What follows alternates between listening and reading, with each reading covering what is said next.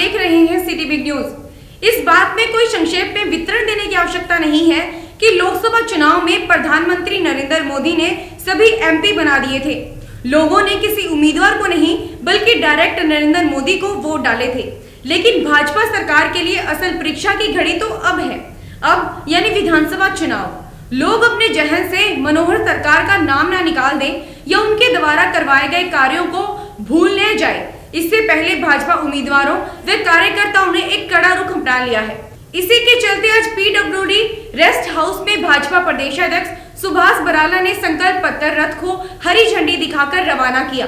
इस मौके पर जिला अध्यक्ष सुरेंद्र पुनिया, विधायक doctor Kamal Gupta, mayor Gautam Sardana, Jogiram Sihag, Ranveer Singh Gangwa, captain Bhupendra, Sujeet Kaimri, जिला महामंत्री आशा खेदड़, सीमा गैबीपुर, गायत्री देवी, हांसी से पूर्व विधायक विनोद भ्याना व हाल ही में भारतीय जनता पार्टी में शामिल हुए सतेंद्र कुमार के साथ कई गणमान्य लोग उपस्थित रहे।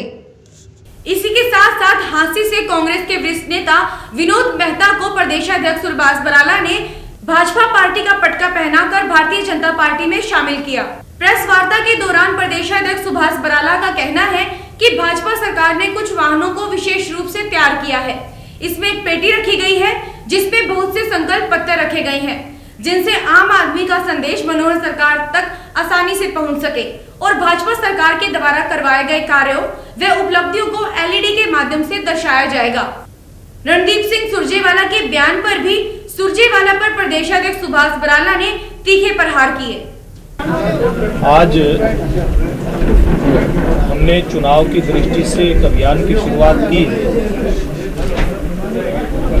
संकल्प पत्र संकलन यात्रा, जिसमें हमने कुछ विशेष प्रकार के वाहन तैयार किए हैं, जिसमें लोगों के सुझाव लेने के लिए पेटी रखी है।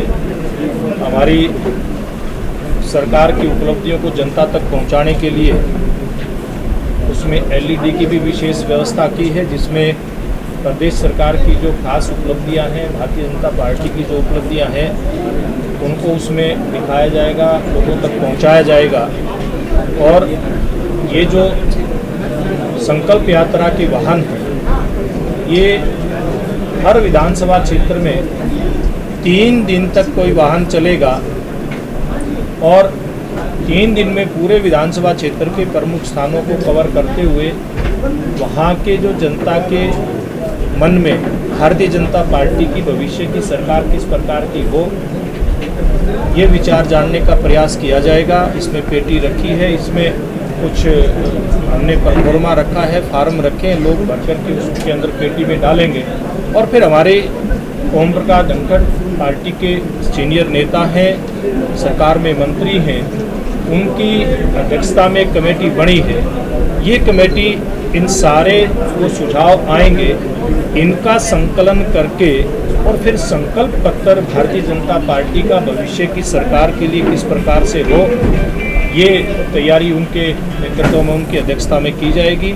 आज हमारे मुख्यमंत्री मनोहर लाल जी ने गुरुग्राम से इसी प्रकार की यात्रा को झंडी दिखा करके शुरू किया है, दूसरी यहाँ से, और 1 तारीख को हमारे इसके जो प्रमुख हैं, संकल्प पत्र बनाने की जो कमेटी है ओम प्रकाश धनखड़ जी, वो करनाल से इसी प्रकार की शुरुआत करेंगे।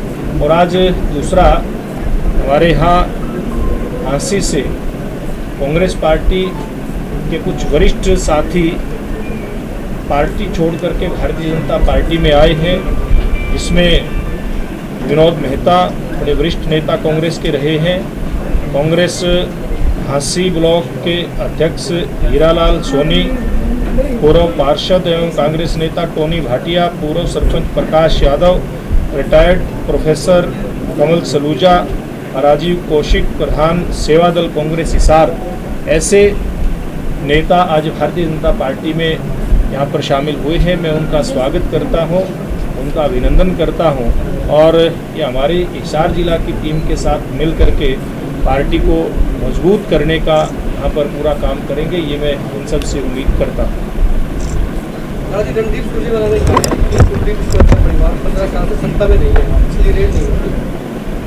देखिए, अब ये जब रेड पड़ती है तो दूसरी तरह की भाषा बोलते हैं। और जब जनता इस प्रकार की मन के अंदर इच्छा रखती है कि गलत काम करने वाले कोई भी लोग हैं, शासन प्रशासन उनके खिलाफ कार्रवाई करे, तो ये रूटीन की कार्रवाइयाँ होती हैं। पूरे देश के अंदर इस प्रकार की छापेमारी चलती है और उसी का हिस्सा है कि इस प्रकार की छापेमारी यहाँ पर हुई है।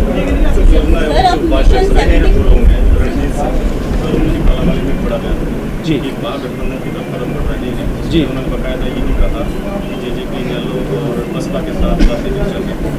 देखिए, ये लोग पहले तो अपनी पार्टी को संगठित रखने में कोई कामयाब हुआ नहीं। इनकी पारिवारिक पार्टी जिसमें बड़े लंबे समय तक ये रहे, उस पार्टी के तो टुकड़े पता नहीं कितने हुए और वो टुकड़े आज भारतीय जनता पार्टी के साथ आकर के मिले हैं। ऐसे बहुत विचारवान लोग INLD छोड़ करके भारतीय जनता पार्टी में आए हैं। कांग्रेस पार्टी के बहुत सारे नेता कार्यकर्ता भारतीय जनता पार्टी के अंदर आ रहे हैं।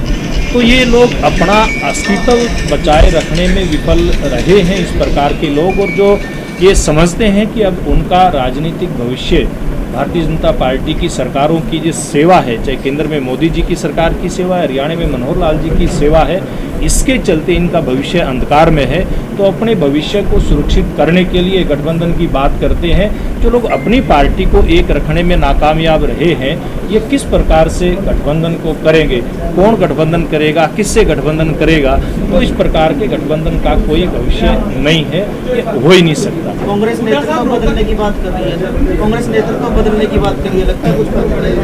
देखिए, मुझे नहीं लगता कि इन बातों से कांग्रेस के ऊपर कोई फर्क पड़ेगा। हुड्डा साहब पहले भी पूर्व मुख्यमंत्री के नाते इस पार्टी का नेतृत्व करते रहे हैं और उस समय भी इनके नेतृत्व में भी हाल है। दोनों पिता पुत्र चुनाव हार करके आए हैं, इसलिए सब लोग अपनी हताशा मिटाने के लिए कोई न कोई इस प्रकार की बयानबाजी कर रहे हैं ताकि लोगों का ध्यान इनकी तरफ आकर्षित हो जाए।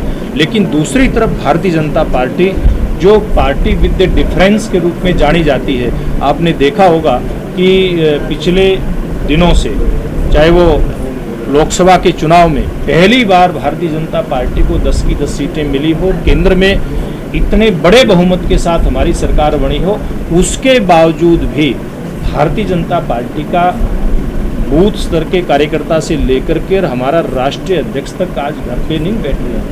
हर हमारा कार्यकर्ता नेता, चाहे वो विधायक, मंत्री, सांसद, चाहे केंद्र में मंत्री, चाहे प्रदेश में मंत्री है, ऐसे सब कार्यकर्ताओं की टीम जनता के बीच में और भारतीय जनता पार्टी को मजबूत करने में लगी हुई है।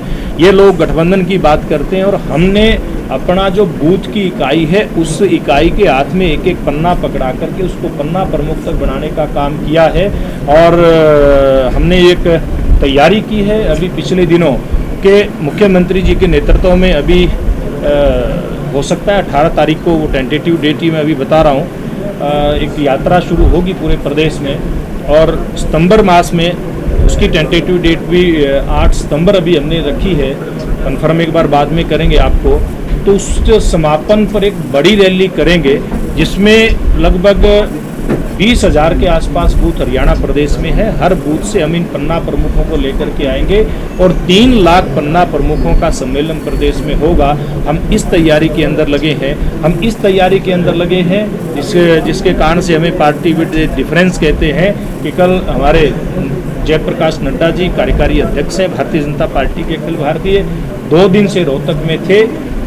हमारी पार्टी के राष्ट्रीय अध्यक्ष से लेकर के हमारा बूथ अध्यक्ष एक स्थान पर एक बूथ के ऊपर जाकर के, यानी कि रोहतक के अग्रसेन मंडल जो भारतीय जनता पार्टी की दृष्टि से हमारा मंडल है, उसके 146 नंबर बूथ पर गए और उस एक बूथ के अध्यक्ष के साथ बैठ करके, वहाँ पर बूथ का अध्यक्ष भी है, वहाँ पर मंडल का अध्यक्ष भी है, वहाँ पर जिले का अध्यक्ष भी है, वहाँ पर प्रदेश का अध्यक्ष भी है, वहाँ पर भारतीय जनता पार्टी का राष्ट्रीय अध्यक्ष भी है और वहाँ पर पार्टी की सदस्यता होती है। इसी प्रकार से आम जन के बीच में जा करके, तो हमारी पार्टी इतने अच्छे प्रदर्शन के बावजूद भी इस स्तर पर काम करने में लगी हुई है, पार्टी को मजबूत करने में लगी हुई है और विरोधी दल अपने आप को संभाल भी नहीं पा रहे।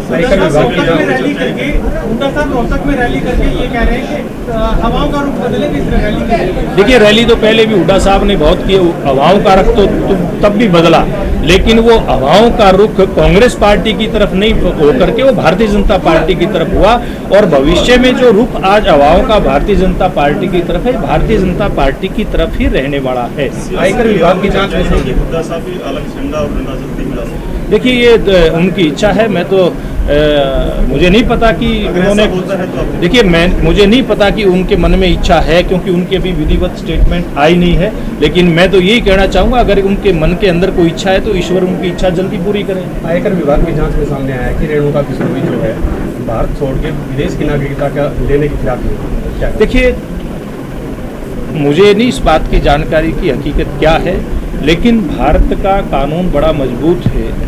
कोई भी अनियमितता किसी भी प्रकार की कोई करता है वो कानून के दायरे से बच नहीं पाता। लेकिन मुझे नहीं जानकारी कि आपकी बात में कितनी सच्चाई है। रणदीप सुरजेवाला जी कहते हैं जी अंग्रेज तो यहाँ से चले गए, भारतीय जनता पार्टी अंग्रेजों वाला शासन अपना रही है। देखिए ये मुझे लगता है उनको अपने शासनकाल की याद आ रही है। उनको शायद इमरजेंसी की याद आई है। जिस कांग्रेस पार्टी की वो चर्चा कर रहे हैं, उस कांग्रेस पार्टी ने किस प्रकार से लोकतंत्र की हत्या करने का काम किया था, और भारतीय जनता पार्टी तो ये भारतीय लोकतंत्र किस प्रकार से मजबूत हो इस बात के प्रयास में लगी हुई है। किस प्रकार से इस राष्ट्र के निर्माण में भारतीय जनता पार्टी का एक एक कार्यकर्ता लगा हुआ है, ये शायद रणदीप सिंह सुरजेवाला इस बात को समझ नहीं पा रहे हैं। लेकिन दुनिया इस बात को समझ गई है, देश की जनता इस बात को समझ गई है, और इसीलिए भारतीय जनता पार्टी को इतना बड़ा बहुमत देकर के जनता ने दोबारा से मोदी जी को प्रधानमंत्री बनाया।